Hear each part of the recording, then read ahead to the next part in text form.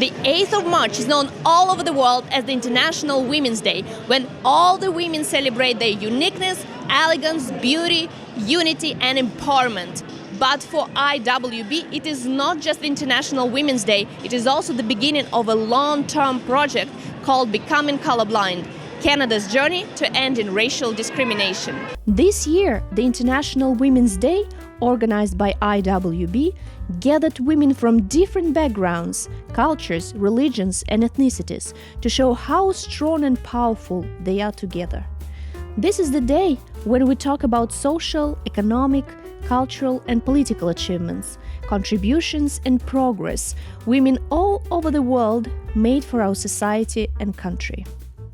We cannot ignore the fact that women account for 50% of the population, and they are an endless source of motivation, inspiration, and empowerment.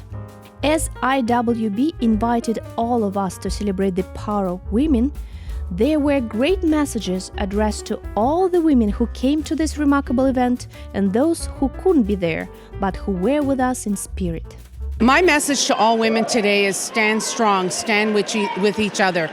Be respectful, be compassionate, and understand that we need to be and work together. Come here, mix, mingle, ask questions, and learn from each other, and realize that there's so much potential for growth in Ontario. The city is yours. There's nothing that you can't do, and there's certainly no chair that you can't take up. Whether it's the mayor's chair, the premier's chair, the prime minister's chair, or the chair of the CEO of the top 500 companies, it's all available.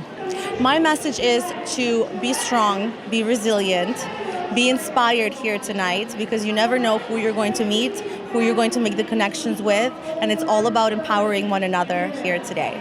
To work hard, to surround yourself to positive people who will always support, uplift and inspire you. All have to come together on one platform so we can all raise our voice about it, and let's work together so we can reduce the gender inequality.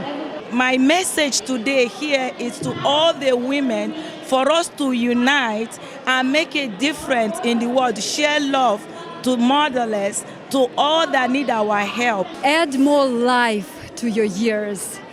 Find your purpose, find your passion, find something that makes you feel alive and enjoy. Different people may have their own opinions and so forth, but as far as I'm concerned, every day should be Women's Day, International Women's Day. The atmosphere of the event was so welcoming, friendly and heartwarming that people were talking, communicating and networking non-stop. The level of involvement was 100%. The performance of our choir, Women's Toronto Choir, made the evening more festive and relaxing. The special guests, the members of Parliament, showed their example of successful women and inspired all the women to achieve their goals no matter what. Moreover, as I already mentioned earlier, IWB is launching their long-term anti-racism project Becoming Colorblind that is aimed at bringing deep conversations and provide real solutions of how to eliminate racial discrimination in Canada. The guests of the event also gave some valuable ideas and opinions on that issue. We need to uphold the Charter and human rights in Canada, and if we do that, then we're able to set the foundation that everything else can be built on. And that foundation is solid, which means the house will stand for thousands of years. I look at their heart and their soul.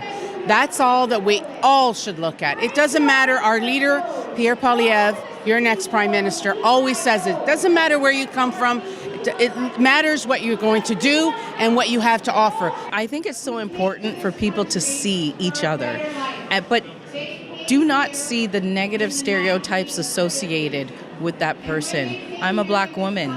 I'm in government and in a space where you haven't seen Black women before, especially with a Conservative government. And so I hope that people see that I'm not the negative stereotypes, that I am strong and I can contribute. And so many women of color have a lot to contribute. It has to stem from education. It has to come from home. It has to be implemented in schools. We have to keep talking about it. It has to be talked about in the workplace.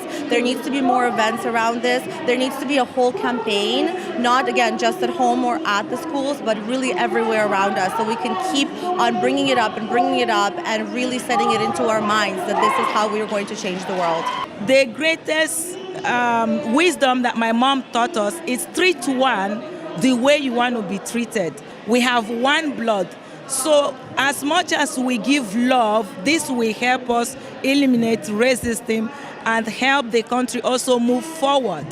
Don't wait for a reason to say something good to anybody, to support anybody, no matter what color, what gender, what age, I don't know, anything. We all are humans. We need each other. We need each other's support, and we can provide that to each other.